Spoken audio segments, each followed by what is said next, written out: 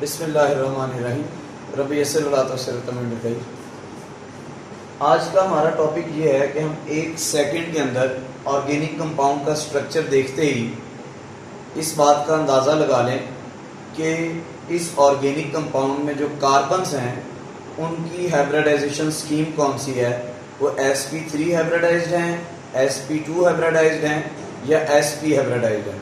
क्योंकि इस हवाले से MD-CAT के अंदर एक MCQ ज़रूर आता है जिसमें आपको स्ट्रक्चर दिया हुआ होता है और या कंपाउंड का नाम दिया हुआ होता है और ये पूछा जाता है कि ये फ़लाँ नंबर वाला कार्बन जो है उसकी हाइब्रिडाइजेशन स्कीम कौन सी है, वो sp3 है, sp2 है या sp है। अब आपको ये बात पता है कि sp3 हाइब्रिडाइजेशन के अंदर 4 ऑर्बिटल्स मिक्स हुए होते हैं, एक s और 3 p, और sp2 हाइब्रिडाइजेशन के अंदर 3 ऑर्बिटल्स मिक्स हुए होते हैं, एक s और 2 p, और sp हाइब्रिडाइजेशन के अंदर एक s और एक p, टोटल 2 ऑर्बिटल्स मिक्स हुए होते हैं। हम देखते हैं कि कंपाउंड को देखते ही कैसे अंदाज़ा लगा सकते हैं कि हाइब्रिडाइजेशन कौन सी है।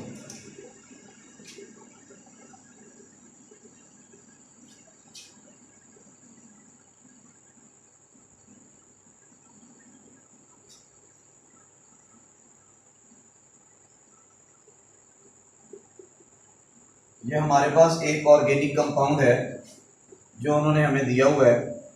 अगर स्ट्रक्चर दिया हो तब भी ठीक है, अगर स्ट्रक्चर नहीं दिया हो तो ऐसी सूरत में आप खुद जो है वो स्ट्रक्चर बना, अगर नाम दिया हुआ है तो आप स्ट्रक्चर खुद बना लेंगे एक सेकंड के अंदर।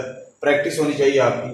अब हम इसके अंदर इसको नंबरिंग करते हैं। वो कहता है जी आप बताएं कि दूसरा, तीसरा, चौथा, पांचवा और छठा कार्बन, इसके अंदर हाइब्रिडाइजेशन स्कीम कौन सी है। तो आपने एक लम्हे के अंदर ये देखना है कि जिस कार्बन की फॉर एग्जांपल दूसरा कार्बन कितने एटम से जुड़ा हुआ है। तो आप देखें ये है दूसरा कार्बन, ये एक इस एटम से जुड़ा हुआ है, एक इस एटम से जुड़ा हुआ है, एक इस एटम से जुड़ा हुआ है। बॉन्ड्स की तादाद नहीं आपने देखनी, बॉन्ड तो 4 ही बनाने हैं उसने, एटम्स कितने से जुड़ा हुआ है। तो 1, 2 और 3 एटम से जुड़ा हुआ है। इसका मतलब इसके अंदर 3 ऑर्बिटल्स मिक्स हुए हैं। 3 ऑर्बिटल्स कौन से, एक s और 2 p। तो हाइब्रिडाइजेशन स्कीम क्या होगी, sp2। तो ये जो दूसरा कार्बन है ये sp2 हाइब्रिडाइज्ड है। दूसरा कार्बन sp2 हाइब्रिडाइज्ड है क्योंकि ये 3 एटम से जुड़ा हुआ है, इसका मतलब 3 ऑर्बिटल्स मिक्स हुए। इसी तरह तीसरा कार्बन भी कितने एटम से जुड़ा हुआ है, 1, 2 और 3 एटम से जुड़ा हुआ है। तो आप फौरी तौर पे इस नतीजे पे पहुंचे कि इसके अंदर भी 3 ऑर्बिटल्स मिक्स हुए हैं, तो ये भी sp2 हाइब्रिडाइज्ड है। ये चौथा कार्बन कितने एटम से जुड़ा हुआ है, एक इधर से इस कार्बन के साथ, इधर से इस कार्बन के साथ, तो ये 2 एटम से जुड़ा हुआ है। इसके अंदर इसके 2 ऑर्बिटल्स मिक्स हुए हैं, एक s और एक p। एक s और एक p मिक्स हो तो कौन सी हाइब्रिडाइजेशन होती है, sp हाइब्रिडाइजेशन है।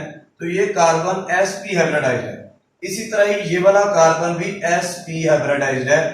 और छठा कार्बन कितने एटम से जुड़ा हुआ है, 1, 2, 3 और 4, तो ये sp3 हाइब्रिडाइज्ड है क्योंकि 3s और 1 p ऑर्बिटल मिक्स हुआ है। तो टोटल 4 ऑर्बिटल मिक्स हुए हैं क्योंकि ये 4 एटम से जुड़ा हुआ है, तो इसके अंदर sp3 हाइब्रिडाइजेशन है। तो इस तरीके से कौन सा कार्बन कितने एटम से जुड़ा हुआ है ये बात ध्यान में रखनी है आपने। कभी भी ये कंफ्यूज नहीं होना कि वो कितने बॉन्ड बनाए हुए हैं। बॉन्ड कार्बन ने 4 ही बनाने हैं, हाँ एटम्स कितने से वो जुड़ा हुआ है। देखिए मेरे 2 हाथ हैं, ये मेरे हाथ 2 ही रहेंगे, इनसे मैं 2 अलग-अलग बंदों को भी पकड़ सकता हूं और इन दोनों हाथों से एक बंदे को भी पकड़ सकता हूं। तो हाथ मेरे 2 ही हैं, कार्बन ने बॉन्ड 4 ही बनाने हैं। वो 4 बॉन्ड उसने 4 मुख्तलिफ एटम से बनाए हैं या 3 एटम से बनाए हैं। 3 एटम से कैसे बनाएगा, एक से डबल बॉन्ड बना लेगा, बाकी 2 से अलग-अलग बना लेगा, या उस कार्बन ने 2 एटम से टोटल 4 बॉन्ड बनाए हुए हैं। तो आपने एटम्स देखने हैं कि कितने एटम से कार्बन जुड़ा हुआ है।